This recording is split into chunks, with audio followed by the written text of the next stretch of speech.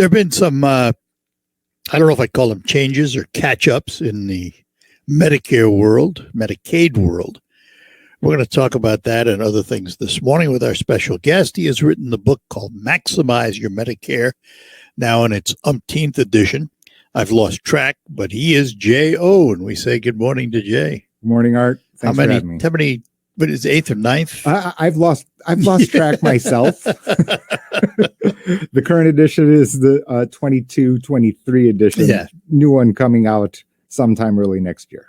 Many changes. I mean, you do this almost on an annual basis. Are there enough changes to justify it? I guess there must be, yeah. Absolutely, Art. I mean, the structure of the book, the way that people think about issues is largely the same. However, due to the changing in plan, changing in prices, what you have is actually a very, very different set of conclusions in the book. So, the book is Medicare, but you also deal with Medicaid, and you understand Medicaid. And we had some news stories about letters going out and qualifications and re-examinations. What is that all about, and why is it now all of a sudden newsy? Well, the formal name is called Medicaid Redetermination. That's the actual terminology being used. So what happened is as a result of COVID, there was a public health emergency declared. This year, that period has ended. Along with it, what happened with the public health emergency is that the qualification for Medicaid, which happens every year to people who receive Medicaid, gets re-examined. Your bank accounts, all of your financial statements. For everybody on Medicaid? For everyone on Medicaid. And that process was put on hold. Well, that process is being started nationwide now. And in Michigan, in our local listening audience, that is 9-page document. I've seen it as far as questions regarding, your financial resources to requalify. Now, for requalification, is it retroactive? In other words, since they didn't do it for a couple of years, people that are getting requalified and maybe denied, are they going to go back 2 years or 3 years and say, guess what? You owe us? I find that unlikely. So while I'm not part of the state government, and in general, in the past, they have not done that. When someone, for example, they got a new job, they have access to health insurance from their employer at that new job. You don't qualify for Medicaid unless you have exceptions, and very, very technical beyond today about those combinations. That said, do they set them backwards? No. But if they find out, and if you are not qualified, you will get a letter which will say this is the date that your Medicaid benefits will end. And I can't stress enough to people that you'll want to keep this letter. You'll want to keep all communications from the DHHS, which is the Michigan specific name for Department of Health and Human Services. The different states will all have their own names, but you'll want to keep these letters because they allow for other exceptions, rules, access to health insurance if you need it. And if you want to purchase it, then there are benefits, there are lower premiums, and the Affordable Care Act, otherwise known as Obamacare. And so it's not necessarily negative, but it's important to keep these letters if you get them from the state. So have these letters gone out, or are they in the review process now? Or both? Both. So the review process has already begun. So meaning the people who are on Medicaid are receiving these letters in Michigan for sure. Because like I said, because I've seen the letter from actual people. And it's daunting, to be candid. I looked through it. I was stunned because of the number and types of questions. It is quite comprehensive and difficult to gather all the information. This is not something that will be easily gathered just by clicking snapping your fingers. This letter you're talking about, just to be clear here, the letter you're talking about with all these questions is not the determination, it's the inquiry. Is that right? It's the inquiry, but it's part of the determination. Eventually it becomes part of the term, but this is not a letter that says you are cut off. No. You need to answer these questions first. If you do not, the important thing here is that if you do not answer the question, then you will be automatically rolled off. Yeah. And to give you an idea how big this is, you're talking about nationwide, approximately 90 million people are on Medicaid. 90 million. And really, at any point in time, 20% are scheduled to be rolled off. Wow. So you're and then in addition, I think that that's almost a quarter of the population. That is right. Whoa. So you're talking about the fact that Michigan is a good state for Medicaid. That said, what I find is that the estimates and I've seen published estimates, let's call it a fifth, that's something like 17, 18 million. I actually believe that number is low. And the reason it is low is a nuance that many people don't understand, why I appreciate, you having me here today, is that if you got a new job as a result of coming out of COVID, and that employer offers health insurance benefits, you can't simultaneously be on Medicaid and be offered. So it's not a choice. If your employer offers the insurance and you choose not to take it, you're going to lose your Medicaid. That is correct. And then you will have a problem. You'll have a problem that I can't resolve at that point. And so it's important because in addition to that is, let's say you had purchased health insurance privately and used the advanced premium tax credit, which lowers your premium, lowers your deductible out-of-pocket maximum. And then you get a new job and that employer offers you health insurance. You cannot reject the employer-sponsored and keep your Affordable Care Act premium, which could be as low as zero, that you also need to relinquish. And that is actually a tax problem. Even though I'm not an accountant, you are taking a tax credit to which you're not entitled. So as a result, the IRS has the right to claim back this tax credit that you've claimed. Ouch. Yeah. This is a nuance that many people don't know about. For example, there are many nuances, of course, because people don't understand that the nature of Medicaid and Medicaid expansion, otherwise known as the Affordable Care Act, includes tax credits. Amazing. It's just amazing. That's why he's here, folks. And we'll be back with more. If you have any questions about Medicare, Medicaid, you can give us a call, 989-752-6111. And we're back with you here on WSGW, the Art Lawyer Show. Nice to have you with us on this Friday morning. In studio with us, J.O., who has authored the book Maximize Your Medicare, now in its 8th, 9th, 10th, 12th, umpteenth printing. We don't know, but it's been a while. It's been what, at least 10 years, hasn't it? That's right. 2013 it was 10 years then. That's right. Wow. So we'll come back to Medicaid, but let's talk about Medicare for a moment. Any changes in Medicare that are noteworthy these days? Most of the news is about prescription drug benefits. That what you will see in the coming years are notable changes as a result of the Inflation Reduction Act that survived the budget and debt ceiling talks that was apparently on the table and swept away. So most of those things have stayed intact. There's going to be controversy always around prescription costs for sure. I don't think that's going to fade. That said, for Medicare beneficiaries, the key one is in 2025, which is that the out-of-pocket maximum for prescription drug benefits, for prescription drug costs under Part D, are going to be capped at $2,000 a year, which is just Are they not tremendous. capped now? They are not capped now. There are multiple tiers. very complicated math of money inputs.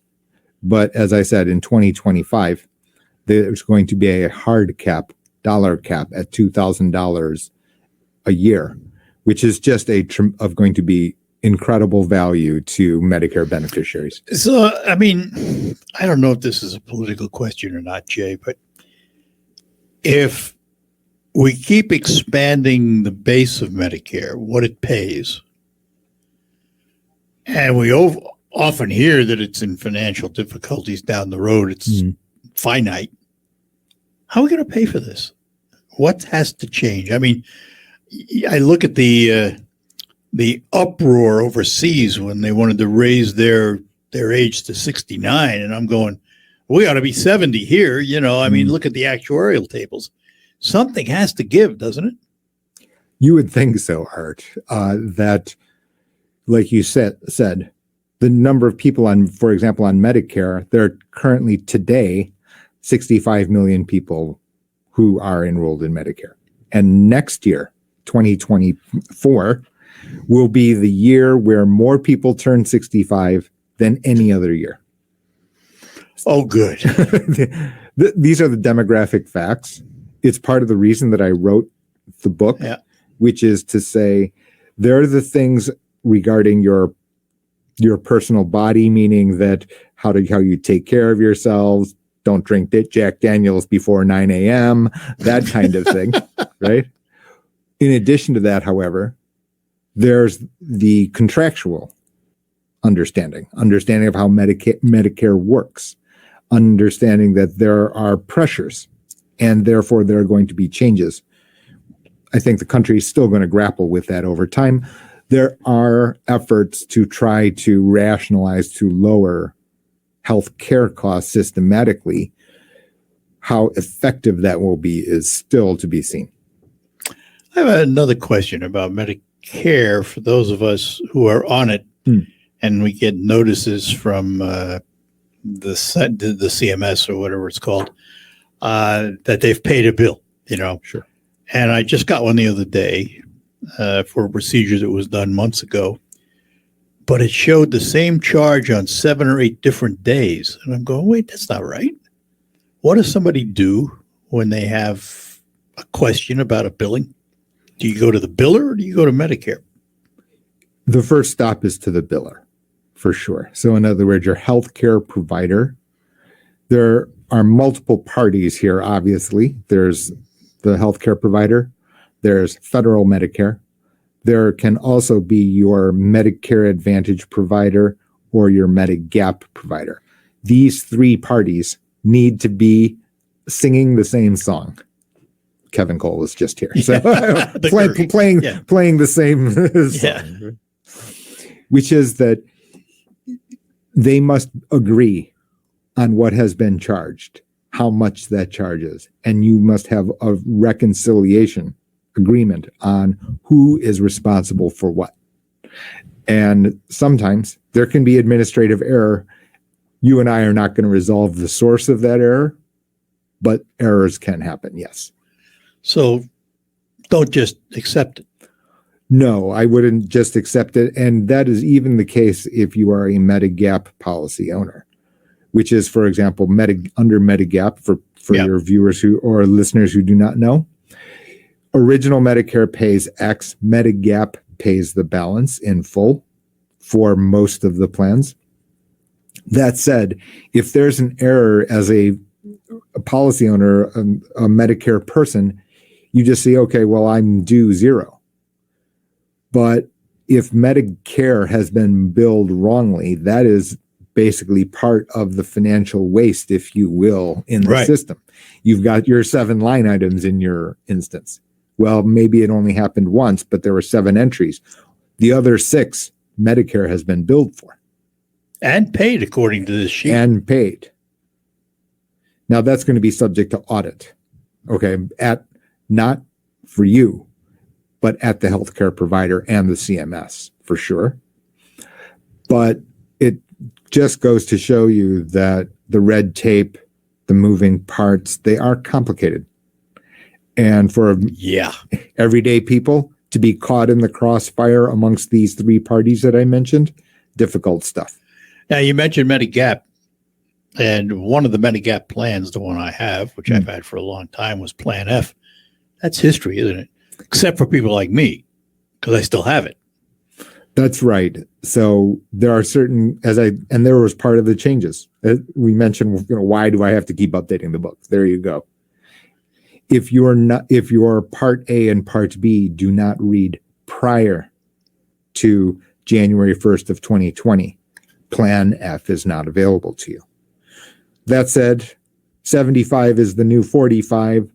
Let's just say, for example, you were on Medicare for whatever reason, Part A and Part B prior to 2020, January 2020, it is possible to buy into a Plan F. Plan F today. That is possible in theory. But practical reality is most people are not in that situation. Therefore, that plan is not available. So that plan is not available. And for those that didn't know, that plan paid everything. 100%. 100%. What's the next best one in the alphabet soup of plans? So under Medigap, the plans for people who are new to Medicare, the plans are lettered A through N, the most comprehensive plan being G, where you are responsible for the Part B deductible, which is over $200, but less than $250. I don't have the figure off the top of my head. Once satisfied, Medigap will pay the balance. So that's the only difference between G and F. That is absolutely correct. Why did they feel it necessary to get rid of F? Well, hard to say. The CMS didn't call me to ask my opinion. They should have. But I think that what it did, it solved some issues, which is it solved the fact that hypochondriacs don't go visit the doctor. I never thought of that. And the second one is that it also dissuades the healthcare provider from saying, don't forget to come in for your monthly MRI. And I know that's an extreme example, but you can see what I'm saying is that Plan F, by paying in full, it basically created this free healthcare. Correct. This incentive that it did not intend to provide. Yeah. All right. We're going to take a break. Come back. J.O. is our guest. We're talking about Medicare, Medicaid, and the like. If you have any questions, you can give us a call here on the Art Lewis Show, 989-752-6111.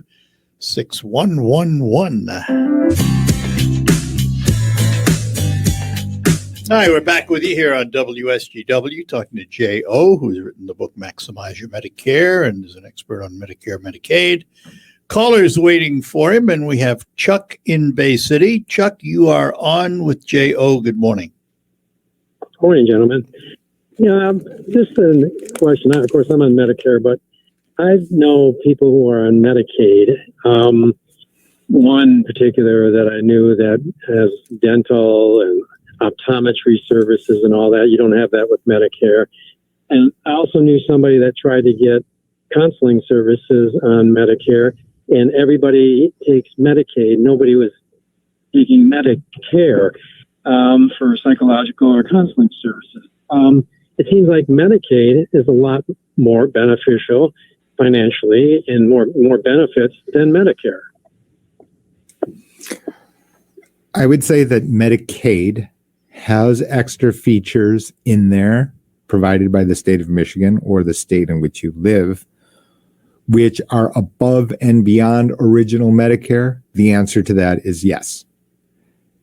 However, and why is that? I mean, we pay for Medicare, those of us that worked and paid for it all our life. We don't even get near the same benefits. The benefits are coming from a different source, meaning that they are paid from the Department of Health and Human Services. The state pays them. The state is paying. As opposed to the federal. That is right. So when you are on Medicare and Medicaid, for example, then the things that Medicare does not pay, for example, like vision, dental, these things are provided ultimately by the state of Michigan, not the federal government. All right, but let me ask this because Chuck brings up a good point. Now with Advantage plans, there are Advantage plans that provide all of those things that Medicaid provides, aren't there? for Medicare recipients. So, yes, in the sense that Medicare Advantage, they can add these extra benefits to the Medicare Advantage plan. The answer to that is yes, Art. However, there are going to be copays, deductibles, Sure. coinsurance, which do not exist in Medicaid. So the cost is higher, but are there other benefits embedded inside of Medicare Advantage? The answer to that is yes. Yeah, there are, but people that are on that, I would never go to a plan that advantage, because then if you're out of the system, if you're out of state, out of the country, out of wherever, you may have problems finding a doctor. You may have problems even locally finding a doctor. Going to that plan would bother me, because I know people that they get the silver sneaker thing with gym membership paid for and all these other benefits. But I think there are downfalls. I think you have to explore the pros and cons. Let me just point something out to you. You can get silver sneakers with Medigap plans. You don't have to have Advantage plans to get it, because I have it and I've used it, and it works fine. Medigap plan. Medigap. Yeah, if you have a Medigap plan, most of them will have silver sneakers on them. That will be dependent upon the carrier. I would say in response, and kind of one of my very basic principles about financial matters, which is never say never. Never say that. which is that the degree of improvement, one of the changes over the decade of Maximize Your Medicare has been the dramatic improvement, the dramatic narrowing of benefits and cost between Medigap and Medicare Advantage. All right, Chuck, thanks. Appreciate the call. Bye-bye now. And this is Cindy in Midland. Cindy, you're on with J.O. Good morning. Hi, good morning. I turned 65 in August. What is the latest date that I need to do for signing up for Medicare and Part B so I'm not penalized? The latest date is going to be so if your birthday is August of 2023, the latest date is 3 months after that month. So September, October, November. That said, what happens, let's just say you apply in September for whatever reason. Your Medicare Part B would be effective on the month following, so October 1. Now, your question is off the beaten path. It's not the normal question. If you asked what's the latest date for it to be effective on August 1, then the last date is going to be on July 31st. Is that why most people are told to apply ahead of your birthday? When, again, back to my favorite book on the topic, which is I firmly believe for people that it is important to know in advance the timing here, because there's new language that people must learn, which is not exactly the same as health insurance you've encountered in the past. And then second is that there are steps on selection to understand. And then third is that there is still bureaucracy and administrative steps to take in order to make sure that everything is in place, in your instance, on August 1st. And some of those are under your control, but the reality is some of them are not. You may need forms from your employer. You need help from you need Social Security Administration. Let me extend Cindy's question. If her birthday's in August and November is the latest, unpenalized, what happens if she doesn't make that deadline and applies in December? What kind of penalties are there? In December, that's not possible, first of all. Oh. You would have to wait until the first quarter of next year. But for every 12-month period, you would be assessed a late enrollment penalty that never expires. And then it would be effective the month thereafter. So, for example, let's just say you waited until February 10th of next year. It is possible but then it would start on March 1st. And Or the that's penalty is how much? 10% of the then Part B premium. But remember, it's Forever. for every year that you've not enrolled in Part B and should have. And then that penalty, as you just said, it lasts forever, never expires. Wow. That answer your I question? currently do. Go ahead. Yes, I do have insurance. And I rarely ever go to the doctor, just once a year for a physical. It's been that way for years. So I am fortunate, but I just don't want to, I have to pay for that and then to pay for Medicare Part B. So I'm trying to hold off to the last till I So there's to save a few dollars. let's talk Sure. about comparable insurance, which she has. So we need to be really, really careful here. And again, people have thought through this and crazily written books for and then kept revising it. Don't write a book. That's Cindy by any means. Anyway, what I'm going to say is a couple of things and nuances. These are nuanced. You cannot have the Affordable Care Act at very low premium and be Medicare eligible. Cannot. But You what cannot about have employer provided insurance? employer provided. You can be. You can be. So you need. I have insurance through my husband's. He's retired, but through his work. Okay, so now you've now yet another subtlety. You cannot delay. Okay. Meaning so I that need to- when you are the spouse of a full-time active employee, you can delay. No, he's retired. When you are the Okay. spouse of a retired employee, you cannot delay. Okay. So I guess I better get going on that. And now you All can right. understand why Art has had me on his show over 20 times, because this kind of subtlety exists. Absolutely. I am so pleased that you are on the show. Thank you. Thanks for calling, Cindy. Have a good Okay, one. goodbye. Bye-bye now. And we will be back with more with J.O. after these notes. And we're back with you on the Art Lewis Show talking to J.O. The book, Maximize Your Medicare, available where good books are sold everywhere, online and all that stuff. So we have Medicaid. People might be getting letters for redetermination. Right. How long do they have to fill it out? There's going to be a deadline there given on, it's going to be stated. Might be on the different letter. on That is Yeah. right, because they've got a long, very, very long list. Again, 20% of the Medicaid population is up for review based on the state in which you live. And then the next question is, if you are denied, is there an appeal process? There will be an appeal process. And again, you'll have to go through the state. It, of course, leaves people in the uncomfortable position, meaning that you need to have that appeal addressed.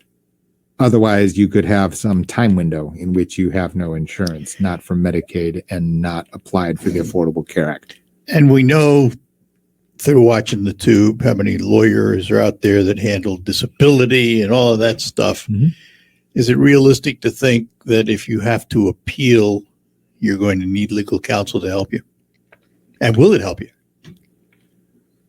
Not being a lawyer, and even though I've presented in front of the State Bar of Michigan, what I would say is the practical reality is that if you had a very serious health issue that you know is going to require healthcare services, then it may be entirely in order, a good idea, in order to defend your rights if you really believe that you are entitled to Medicaid. That said, for others, if you are talking about and you have provided your full set of information, that ultimately I'm not the judge and jury about your Medicaid eligibility, the state is. And so it becomes more difficult choice in that situation, for sure. Are all these plans age related in terms of their pricing? Yes, they are. For example, under the Affordable Care Act, there's a limit. So, for example, if a 27-year-old is charged X dollars per month, then the most that a 64-year-old is 4x. So there are pricing boundaries built into the Affordable Care Act. That's prior to the tax credit, which can be used to lower premiums deductible out of pocket. Depending on your income. Depending on your income, your household size, your age. So it's a multi set of filters being used to determine what this amount of your advanced premium tax credit. One of my practical pieces of advice, very similar to our caller from Midland, is you can understand the implication, which is that doing it yourself is opening yourself up to errors which are in the thousands of dollars. Their website people can go to? So the official website for the book is maximizeyourmedicare.com. That is not surprising. To reach to me specifically, you can go to the professional firm, which is G for golf, H for horse, the number 2 benefits.com. GH2benefits.com. Jay, as always, thanks a lot. My privilege as always, Art. Thank you again. J.O. in the book Maximize Your Medicare. Back to close out after these notes.